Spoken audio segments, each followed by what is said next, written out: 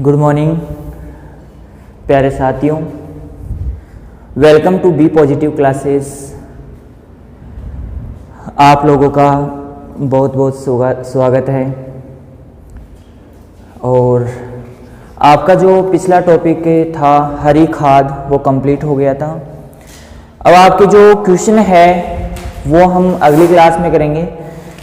आपको मैंने उर्वरक पढ़ाया था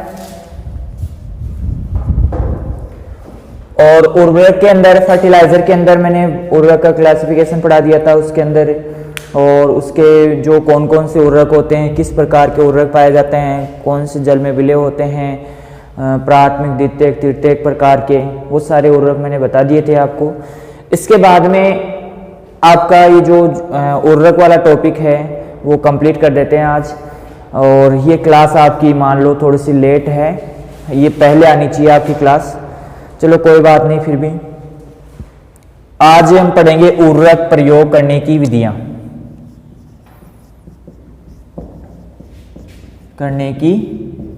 यहां से भी क्वेश्चन पुटअप होते हैं।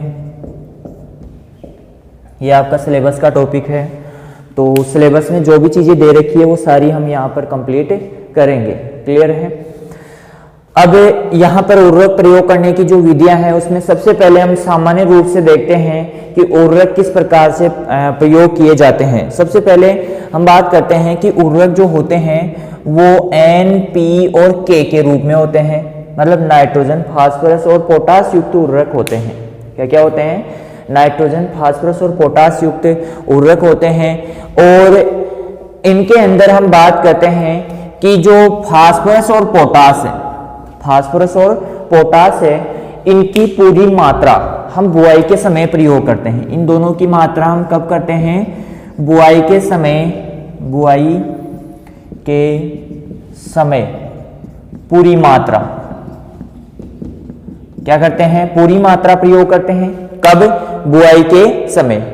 फास्फोरस और पोटास की मात्रा क्या करते हैं? बुआई के समय पूरी मात्रा प्रयोग कर देते हैं। जब हम फसल की बुआई करते हैं तभी हम, जैसे मान लो 100 किलोग्राम या 50 किलोग्राम या 60 किलोग्राम फास्फोरस की मात्रा डालनी है खेत में, हमें क्या है, फसल के अनुसार क्या करनी है हमें, और फसल के अनुसार आपको क्या करना है, फास्फोरस की मात्रा प्रयोग करनी है। 60 किलोग्राम मान लो, 50 किलोग्राम मान लो, ठीक है। तो 50 किलोग्राम किसकी मात्रा पूरी करनी है? फास्फोरस की। तो बुआई के समय हम क्या कर देंगे, उड़ कर क्या कर देते हैं, उनको जो पोषक तत्व है या फास्फोरस है वो वाला उर्वरक खेत में डाल देते हैं, ठीक है। तो यहाँ पर फास्फोरस और पोटास की पूरी मात्रा, यहाँ पर नाइट्रोजन है, नाइट्रोजन की सभी फसलों में यही ध्यान रखना है आपको कि नाइट्रोजन जो है वो आधी मात्रा तो बुआई के समय, आधी मात्रा बुआई के समय कब करनी है? बुआई के समय। और बाकी की जो 1/2 भाग मात्रा, जैसे मान लो यहाँ पर आपको करना है 100 किलोग्राम नाइट्रोजन प्रयोग करनी है। क्या करनी है? 100 किलोग्राम नाइट्रोजन आपको प्रयोग करनी है। तो यहाँ पर 100 किलोग्राम नाइट्रोजन प्रयोग करनी है, तो 50 किलोग्राम नाइट्रोजन तो आपको कब देनी है? बुआई के समय दे देनी है, ठीक है। इसके बाद में 50 किलोग्राम जो नाइट्रोजन बचेगी उसको क्या करना है आपको? 2 या 3 भागों में बांट लो उसको, ठीक है। तो जैसे आपकी वर्दी अवस्था पर दे दो, एक दूधी अवस्था पर, एक दे दो आप दूधी अवस्था पर, और एक आप दे सकते हो वर्दी अवस्था, दूधी अवस्था, और एक दे सकते हो आप कौन सी अवस्था, आपकी टिलरिंग स्टेज आती है उस समय दे सकते हो, टिलरिंग स्टेज पर दे सकते हो, ठीक है। तो 2 या 3 अवस्थाओं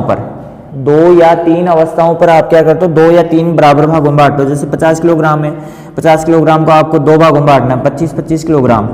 तो 25 किलोग्राम मान लो आप वर्दी अवस्था पर दे दो, और 25 किलोग्राम आप कब दे दो कि दूधी अवस्था है उस समय दे दो। फसल पकती है उससे पहले दूधी अवस्था आती है। दूधी अवस्था मतलब दानों में दूध के समान पदार्थ जमा होने लग जाता है, उस समय हम क्या करते हैं? 25 किलोग्राम नाइट्रोजन का प्रयोग कर देते हैं। क्लियर है?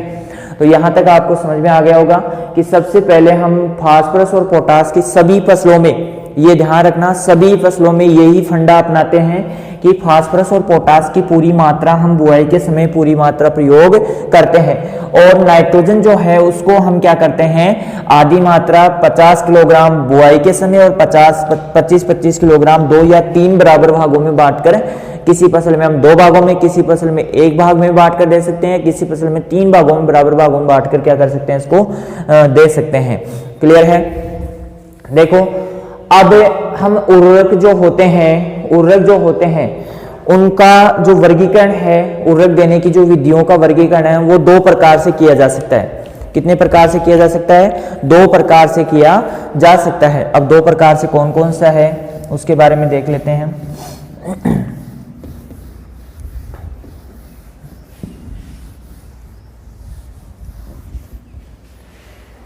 एक जो उर्वरक देते हैं हम, वो देते हैं ठोस अवस्था में या ठोस रूप में। ठोस रूप में उर्वरक प्रयोग करते हैं, ठीक है, पहला।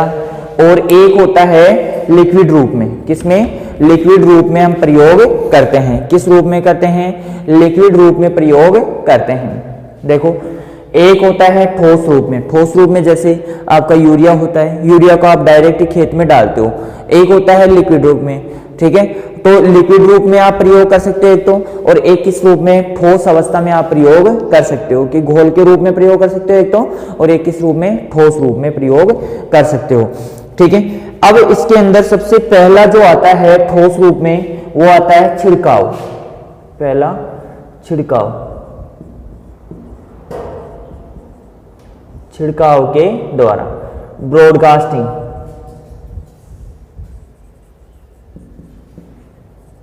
क्या बोलते हैं इसको? ब्रॉडकास्टिंग, बिखेरना। क्या बोलते हैं? ब्रॉडकास्टिंग, बिखेरना। यहां पर छिड़काव कैसे करते हैं? जैसे आपने क्या किया है कि जैसे आपको क्या करना है, खेत आपका, खेत में जैसे कतारें हैं, तो आपको क्या करना है, ऐसे उर्वरक लेना है, उसमें बिखेर देना है, ऐसे लाइन टू लाइन बिखेर देना है। एक होता है आप ऐसे डायरेक्ट खेत में ऐसे बिखेर देते हो, जैसे आप कुछ भी चीजें बिखेरते हो उसके समान, जैसे मान लो मेरे को क्या करना है, यहाँ पर ये कुछ चीजें रखी हुई है, इनको फेंकना है तो बिखर जाएगी ये। तो ये क्या हो जाता है? ब्रॉडकास्टिंग, प्रसारण हो जाता है, इसका फैलाव हो जाता है। क्या हो जाता है? ब्रॉडकास्टिंग, फैलाव हो जाता है, ठीक है। तो इसमें किस किस का प्रयोग किया जाता है? N, P और K का प्रयोग किया जाता है। नाइट्रोजन, फास्फोरस और पोटास का प्रयोग किया जा सकता है छिड़काव के अंदर, और प्रमुख रूप से नाइट्रोजन का ही प्रयोग किया जाता है। प्रमुख रूप से किसका प्रयोग किया जाता है? NPK में से नाइट्रोजन का ही प्रयोग किया जाता है। अब इसमें आता है, इसी का टॉपिक है टॉप ड्रेसिंग। टॉप ड्रेसिंग के बारे में कोई लोग जानता है क्या? टॉप ड्रेसिंग के बारे में जानता है कोई? टॉप ड्रेसिंग क्या होती है?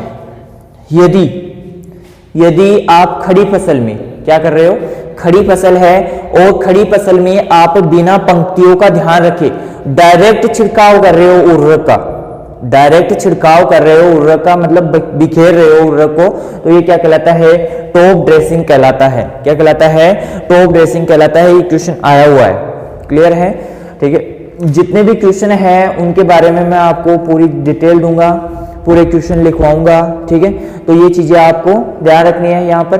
और इसमें सबसे जो प्रमुख उर्वरक है उसका प्रयोग किया जाता है यूरिया का प्रयोग किया जाता है। किसका प्रयोग किया जाता है? यूरिया का प्रयोग किया जाता है। किसमें? टॉप ड्रेसिंग के अंदर किसका प्रयोग किया जाता है? यूरिया का प्रयोग किया जाता है, ठीक है। तो इसकी परिभाषा लिखना चाहो तो आप लिख सकते हो कि खड़ी फसल में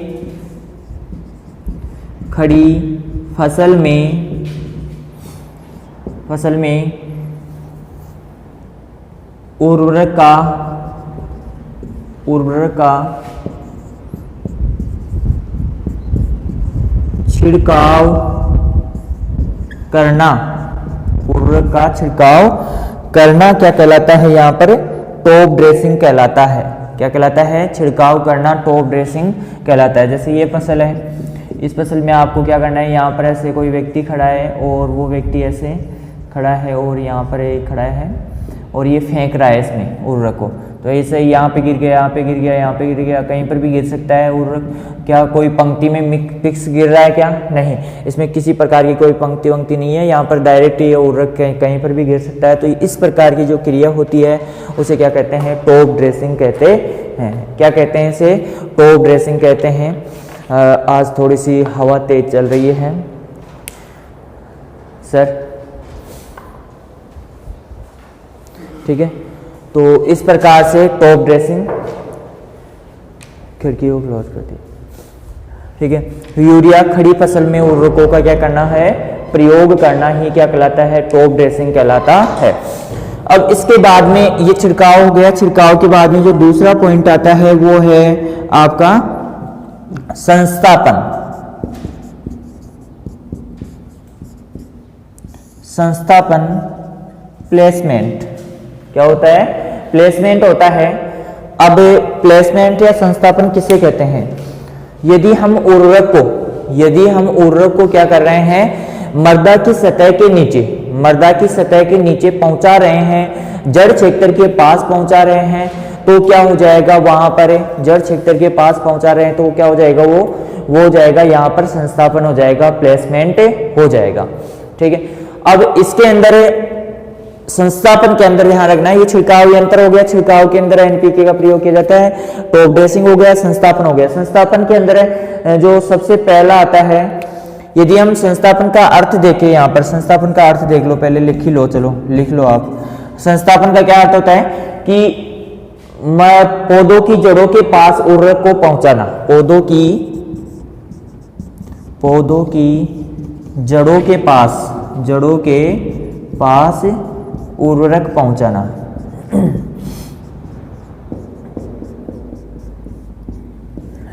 उर्वरक पहुंचाना। तो यहां पर इसका जो क्वेश्चन बना हुआ है इसको नोट लगाकर आप लिख सकते हो यहाँ पर, और मैं जितने भी नोट आपको लिखवा रहा हूं सारे इंपॉर्टेंट है, ठीक है। तो इसका अर्थ क्या होता है? संस्थापन का पौधों की जड़ों के पास उर्वरक पहुंचाना इसका प्रमुख अर्थ होता है। और ये जो संस्थापन होता है तो ये अनेक प्रकार का होता है। यहां पर सबसे पहले यहां पर 1 नंबर लगाकर लिखते हो, हल संस्थापन, हल दूरस्थ संस्थापन।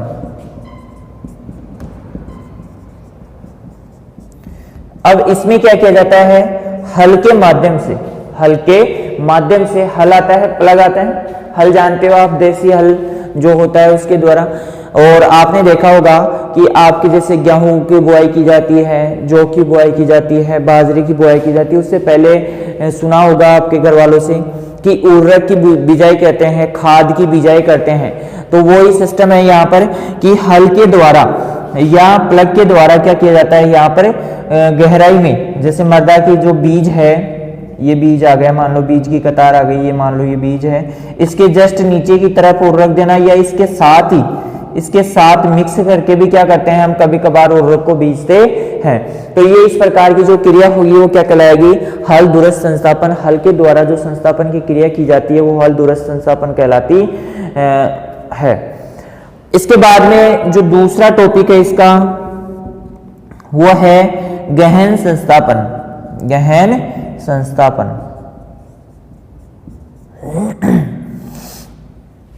गहन संस्थापन, और इसके अंदर आप कह सकते हो इसको डीप प्लेसमेंट।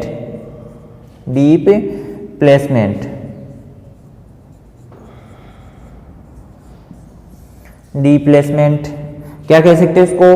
डीप प्लेसमेंट, मतलब गहरा संस्थापन। संस्थापन का अर्थ क्या होता है कि पोषक तत्व जो उर्वरक है उनको क्या करना? जड़ क्षेत्र के पास पहुंचाना, ठीक है। तो यहां पर गहन का मतलब डीप यानी कि गहरा, और गहरा क्या है? अब गहराई कौन से चीजों के लिए हम अपनाते हैं? जैसे आपकी एक तो होती है धान की फसल।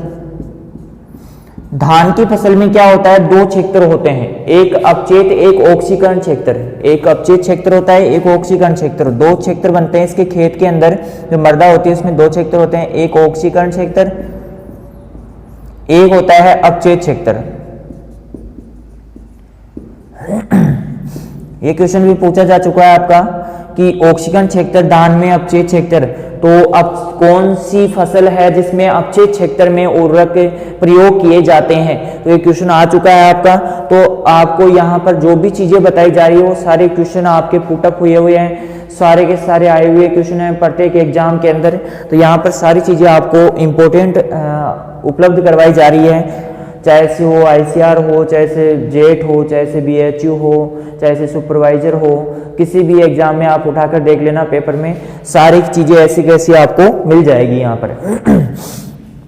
तो मैं यहाँ पर थोड़ा सा बताना चाहूंगा आपको कि ये थोड़ा सा आ गया, यहाँ पर धान आ गया और धान में ऑक्सीजन अपचय क्षेत्र आ गया। वैसे हम धान की जो फसल पढ़ेंगे उसमें भी हम ये चीज डिस्क्राइब करेंगे, वहां पर भी यहाँ पर देख लेते हैं। सबसे पहले यहाँ पर देखो कि जो ये खेत है आपकी, इस खेत के अंदर ये सतह है, भूमि की सतह है, इस सतह के ऊपर यहाँ पर फसलें उगी हुई है, जैसे मान लो धान की फसल उगी हुई है। क्लियर है, अब समझ जाओगे आप। अब देखो यहाँ पर, यहां से लेकर 10 सेंटीमीटर की गहराई तक, 10 सेंटीमीटर की गहराई तक कौन सा क्षेत्र होता है?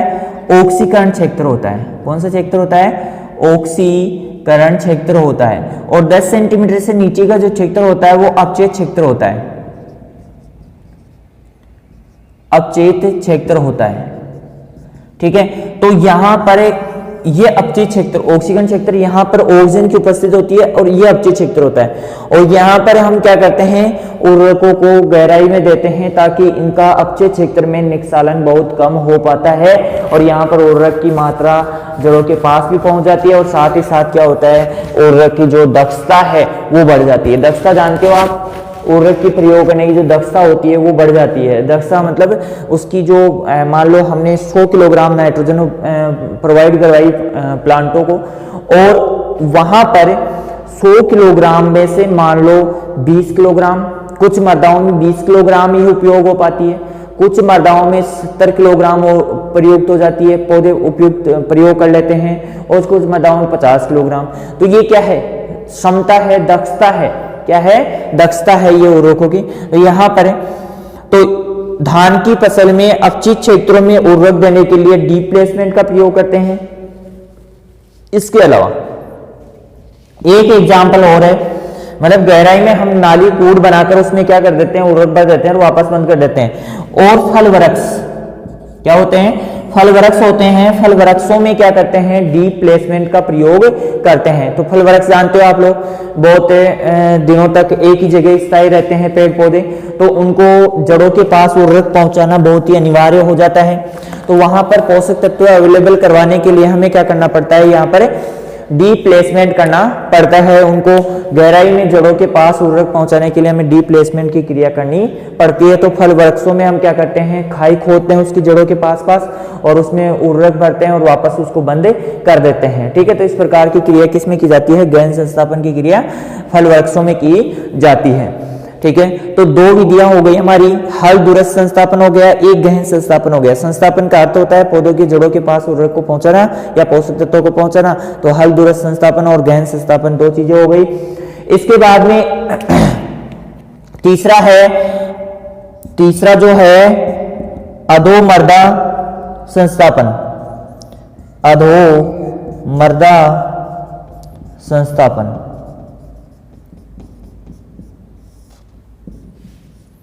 अधोमर्दा संस्थापन। अब यहां पर अधोमर्दा संस्थापन, अधोमर्दा का अर्थ होता है मर्दा की सतह के नीचे, मर्दा की सतह के नीचे उर्वरकों को डायरेक्ट पहुंचाना क्या कहलाता है? अधोसतह संस्थापन कहलाता है। तो इसमें क्या करते हैं, जो शक्तिशाली यंत्र होते हैं उनके द्वारा क्या करते हैं, डायरेक्ट ही मर्दा के नीचे पहुंचा देते हैं उर्वरकों को। मर्दा की जो ऊपरी सतह होती है उसके नीचे की तरफ यहाँ पर उर्वरकों को पहुंचा दिया जाता है। तो ये क्या कहलाता है? अधोमर्दा संस्थापन कहलाता है। क्या कहलाता है? अधोमर्दा संस्थापन कहलाता है। अब इसके बाद में जो तीसरा है, संस्थापन हो गया कंप्लीट, छिड़काव हो गया, संस्थापन हो गया किसका? ठोस रूप में। ठीक है, इसके बाद में स्थानीयकृत संस्थापन, इसको उतार लीजिए आप, इसको उतार लीजिए आप जल्दी से। इसका तीसरा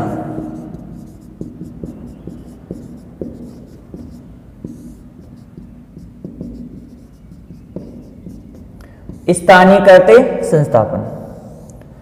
स्थानीयकृत संस्थापन मतलब इसका अर्थ समझ में नहीं आया मेरे को। स्थानीयकृत संस्थापन क्या होता है? अरे भाई लोगों बताओ रे, क्या होता है स्थानीयकृत संस्थापन? क्या होता है, किस प्रकार से प्रयोग करते हैं इसका? जो स्थानीयकृत आपने उतार लिया होगा, इसको नोट्स बना लिया होंगे, नोट्स बनाते रहिए और अपनी पढ़ाई को जारी रखिए। नोट्स एक जरिया होता है आपका, या कि आप दोबारा जब पढ़ो तो आप अपने नोट्सों से, इसमें जब वीडियो देखते हो तो बहुत टाइम वेस्ट होता है, तो इसलिए आप एक बार वीडियो देखिए, अच्छे से प्यारे से नोट्स बनाइए, समझने लायक अपने हाथों से खुद के नोट्स बनाइए, ठीक है। और उसके बाद में आप स्टडी कीजिए, बार बार उसको रिवीजन करते रहिए तो आपको याद हो जाएगा। तो यहाँ पर स्थानीयकृत संस्थापन, स्थानीयकृत संस्थापन जो होता है उसमें हम सबसे प्रमुख रूप से फास्फोरस जो उर्वरक है, फास्फोरस युक्त उर्वरक है, उनका प्रयोग करते हैं। किसका प्रयोग करते हैं? फास्फोरस युक्त उर्वरकों का प्रयोग करते हैं। इनको डाल लेता हूं मैं। और फास्फोरस से क्या होता है? मृदा में गतिशील होता है या अगतिशील होता है? बताइए लोग, बताइए प्यारे साथियों, जल्दी बताइए। फास्फोरस जो पोषक तत्व होता है ये मृदा में गतिशील होता है या अगतिशील होता है, कम गतिशील होता है, अधिक गतिशील होता है, ज़्यादा गतिशील होता है? तो ये चीज़ आप बताइए, जल्दी बताइए, जल्दी कीजिए, जल्दी कीजिए, टाइम निकला जा रहा है। ठीक है, इंक डल गई है। अब स्टार्ट करते हैं आपका टॉपिक। देखो, फास्फोरस क्या होता है? अगतिशील होता है मृदा में। क्या होता है?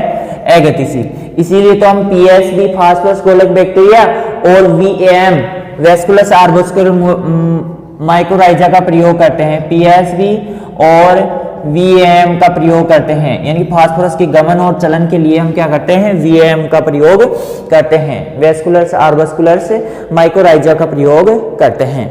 ठीक है, माइक्रोराइजा क्या होता है ये आप जानते हो, और नहीं जानते तो इसमें कवक और जड़ों के मध्य सहजीवी की तरह कार्य करता है ये। ठीक है, तो यहाँ पर फास्फोरस का प्रयोग करते हैं। और स्थानीयकृत, स्थानीयकृत का मतलब होता है स्थानबद्ध, यानी कि ये आपका प्लांट है और प्लांट के ये जड़ें हैं और इन जड़ों के आसपास यहीं पर उर्वरक पहुंचाना, उर्वरक पहुंचाना क्या कहलाता है?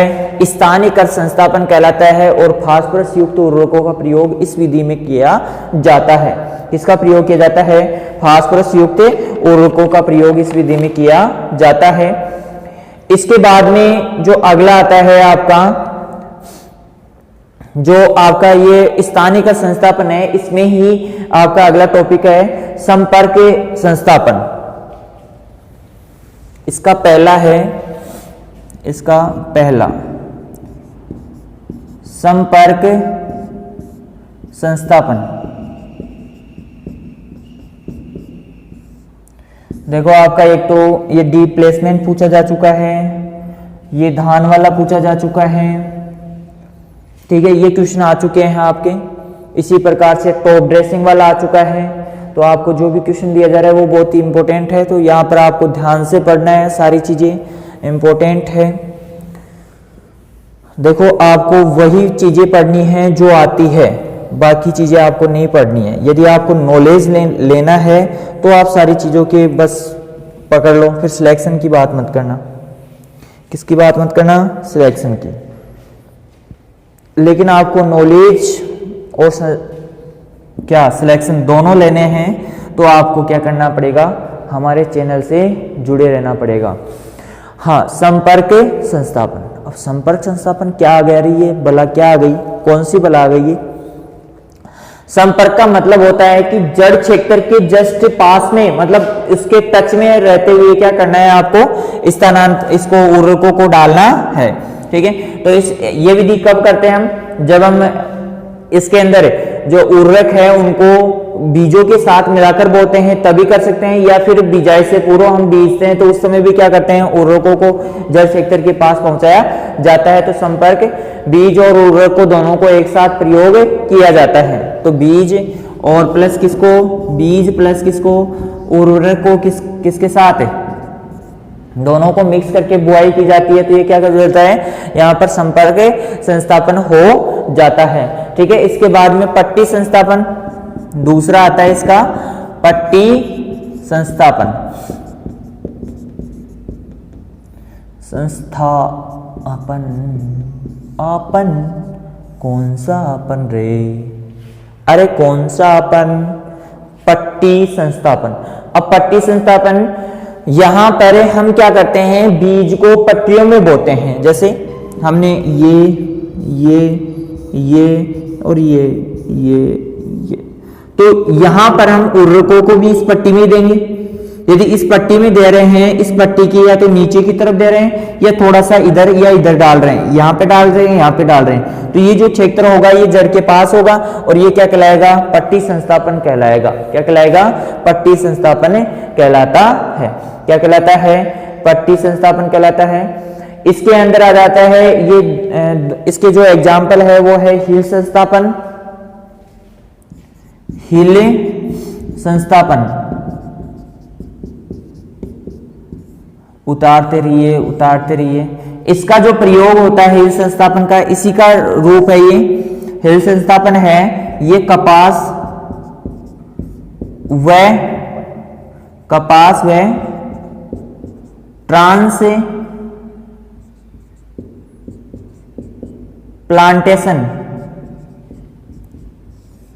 फसलों में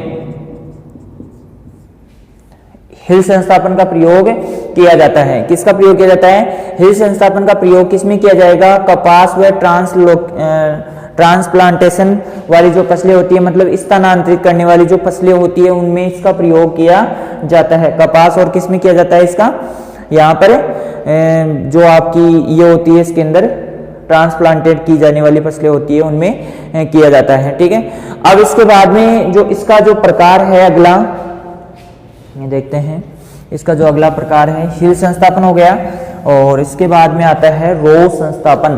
क्या आता है, रो संस्थापन। इसका पहला और इसका ये दूसरा हो जाएगा, रो संस्थापन।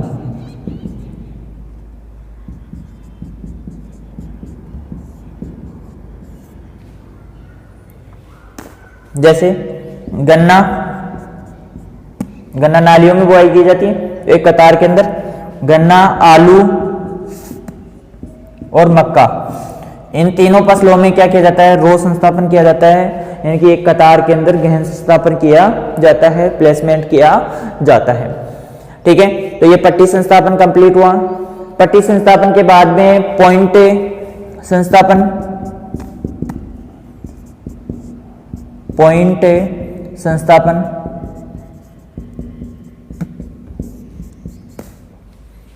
अब पॉइंट संस्थापन क्या होता है कि पॉइंट के रूप में, मान लो हमें उर्वरक की आवश्यकता है इस क्षेत्र में, यानी ये हमें क्या करना है, ये पौधा है और इस पौधे की जड़ के क्षेत्र के पास आपको क्या करना है, एक पॉइंट के रूप में क्या करना है, उर्वरक डालना है। तो यहाँ पर आप उर्वरक डाल दीजिए और बाकी फसल में उर्वरक नहीं देने की आवश्यकता है, आपको कहीं पर भी उर्वरक देने की आवश्यकता नहीं है। इसमें पॉइंट बनाकर क्या किया जाता है। ठीक है, इसके बाद में आपका जो आता है अगला वो है गोलिका के रूप में, गोलिका के रूप में संस्थापन। अब ये तो आप समझ गए होंगे। हम क्या करते हैं, मिट्टी प्लस उर्वरक, मिट्टी प्लस उर्वरक को क्या कर लेते हैं, मिश्रित कर लेते हैं। मिश्रित करने के बाद में हम क्या करते हैं, उसको गोलिकाओं के रूप में बना लेते हैं। किसके रूप में बना लेते हैं, गोलिकाओं के रूप में बना लेते हैं। और गोलिकाओं के रूप में बनने के बाद में हम क्या करते हैं कि जो पेड़ होगा या पौधा होगा, जो फल वृक्ष होंगे, उनमें क्या करते हैं, गोलिका के रूप में हम क्या करते हैं, उसको गोलिका को गड्ढा बनाते हैं, गड्ढा खोदते हैं। जैसे मान लो ये फल वृक्ष है, ये पौधा है, ये पौधा है, यहाँ पर हम क्या करेंगे, एक गड्ढा बनाएंगे इस प्रकार से और इस गड्ढे में एक गोली डाल देंगे और वापस इस गड्ढे को क्या कर देंगे, बंद कर देंगे, रिफिल कर देंगे इसको। ठीक है, तो ये क्या कर देंगे, इसको बंद कर देंगे। अब ये जो गोलिका गई है वो कहाँ पर गई है, जड़ के क्षेत्र के पास गई है और जड़ क्षेत्र के पास जाकर क्या करती है, गोलिका के रूप में क्या करता है, यहाँ पर ये उर्वरक प्रयोग करने की विधि हो गई। ठीक है, इसके बाद में आता है आपका ये ठोस रूप में कंप्लीट होता है, इसको उतार लीजिए। अब आता है तरल रूप में। किस रूप में आता है? तरल रूप में। जल्दी से इसे नोट डाउन कीजिए। तरल रूप में पढ़ते हैं, स्क्रीनशॉट ले लीजिए या फिर आप कैसे भी आप अपने हिसाब से देख लीजिए।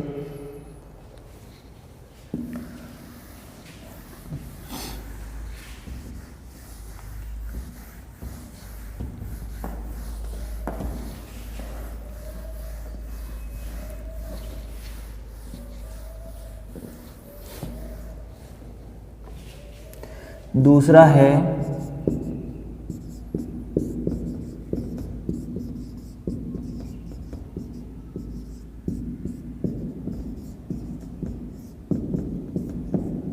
प्रयोग की विधियां, लिख लो रे। अब इसमें सबसे पहला जो आता है वो है स्टार्टर घोल। स्टार्टर घोल कौन सा घोल रे? स्टार्टर घोल। कौन सा घोल? स्टार्टर घोल। और स्टार्टर घोल की बात करें तो स्टार्टर घोल मतलब स्टार्ट में दिया जाने वाला घोल।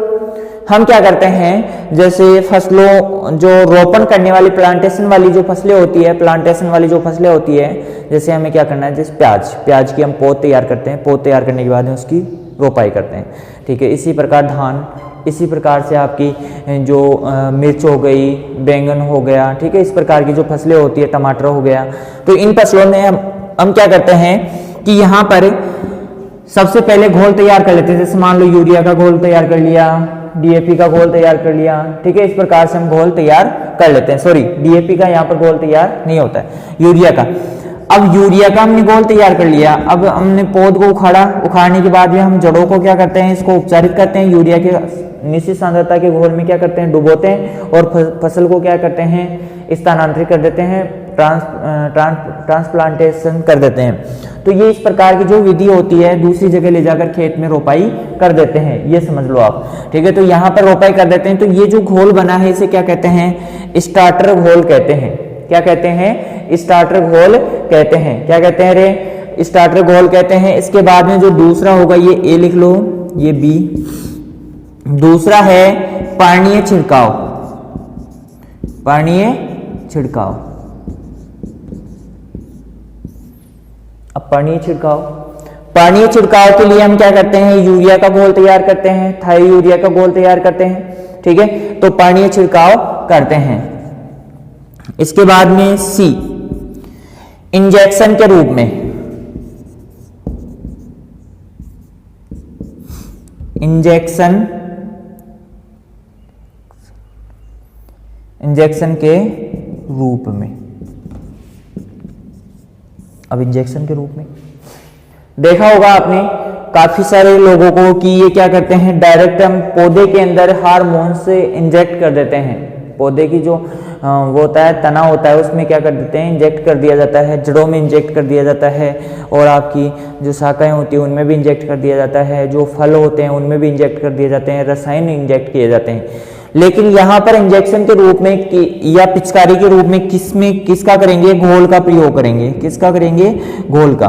घोल लेंगे, घोल बना लेंगे, पिचकारी में भरेंगे, और पिचकारी में भरने के बाद जैसे ये मर्दा है, इस मर्दा की सतह के नीचे पौधा है, और इस पौधे के नीचे यहाँ पर हम क्या करते हैं, एक सिरिंज के माध्यम से क्या करेंगे, इसको लगभग 10 से 20 सेंटीमीटर गहराई पर क्या कर देते हैं, मतलब 200 पाउंड दबाव के साथ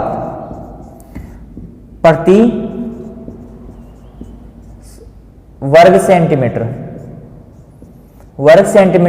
दाब के साथ क्या करते हैं, इसको यहां पर स्थानांतरित कर दिया जाता है पिचकारी के साथ। जैसे हमने घोल तैयार कर लिया, घोल भरेंगे पिचकारी को मर्दा में लगाएंगे और दबा देंगे प्रेशर के साथ, तो वो सारा जो तरल होगा वो क्या हो जाएगा, मर्दा की सतह के नीचे जाएगा, और कहां पर जाएगा, जड़ क्षेत्र के पास जाएगा। तो इंजेक्शन के रूप में घोल तैयार करना है, या इंजेक्शन के रूप में घोल तैयार करके क्या करना है, इसको मर्दा की सतह के नीचे पहुंचाना इंजेक्शन के रूप में, ठीक है। अब इसके बाद में इसमें निर्जल अमोनिया का प्रयोग किया जाता है इंजेक्शन के रूप में।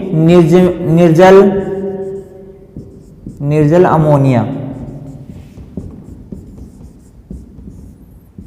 अमोनिया का प्रयोग किया जाता है। किसका प्रयोग किया जाता है? निर्जल अमोनिया का प्रयोग किया जाता है। ठीक है, अब देखो इसके अंदर ये आपकी कंप्लीट होती है, उर्वरक प्रयोग करने की विधियां कंप्लीट हो गई। अब जब हम क्या करते हैं कि फसल में उर्वरक देते हैं, जब भी फसल में क्या करते हैं? उर्वरक प्रयोग करते हैं। क्या प्रयोग करते हैं? उर्वरक प्रयोग करते हैं। तो दो शब्द निकल के आते हैं यहां पर। एक आता है फर्टिगेशन,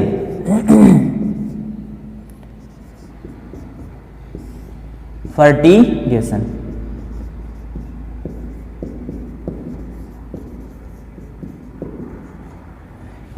एक आता है केमिगेशन।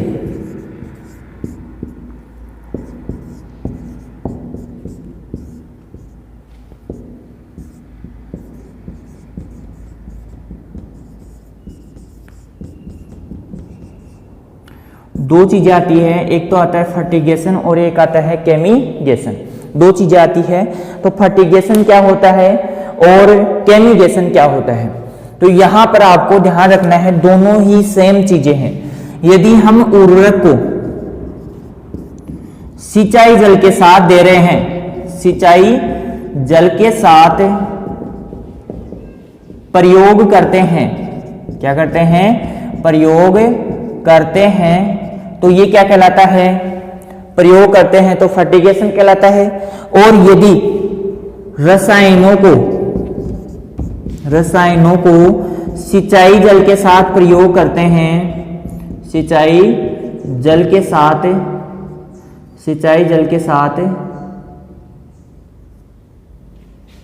साथ प्रयोग करते हैं, तो ये क्या कहलाता है? आपका केमिगेशन कहलाता है। या मतलब केमिकल गेशन का मतलब होता है प्रयोग करना, किसके साथ? सिंचाई जल के साथ प्रयोग करना। ठीक है, अब इनमें सबसे जो प्रमुख उर्वरक होता है वो होता है यूरिया। मतलब नाइट्रोजन जनित जो उर्वरक होते हैं, जल में घुलनशील उर्वरक होते हैं, उनका प्रयोग किया जाता है। और इस विधि में जो फर्टिगेशन है, इसमें डीएपी और एसएसपी का प्रयोग नहीं किया जाता है। एसएसपी का प्रयोग नहीं किया जाता है। आपसे क्वेश्चन बन सकता है कि फर्टिगेशन में कौन से उर्वरक को प्रयोग नहीं किया जाता है? तो कौन से उर्वरक का प्रयोग नहीं किया जाता है? डीएपी और एसएसपी का प्रयोग नहीं किया जाता है। केमिगेशन क्या कहलाता है? रसायनों का सिंचाई के जल के साथ प्रयोग करना क्या कहलाता है? केमिगेशन कहलाता है। और उर्वरकों का सिंचाई जल के साथ प्रयोग करना क्या कहलाता है? आपका फर्टिगेशन कहलाता है। क्लियर है? यह आपकी उर्वरक प्रयोग करने की विधियां कंप्लीट होती हैं। अगली क्लास में आपसे रूबरू होते हैं। रूबरू का मतलब आप जानते होंगे। ठीक है, और रूबरू के साथ ही आपसे आशा करते हैं कि आप हमारे चैनल को लाइक कीजिए, सब्सक्राइब कीजिए और ज़्यादा से ज़्यादा शेयर कीजिए। ठीक है, धन्यवाद। अगली क्लास में चर्चा करते हैं, आपसे मिलते हैं। Good bye.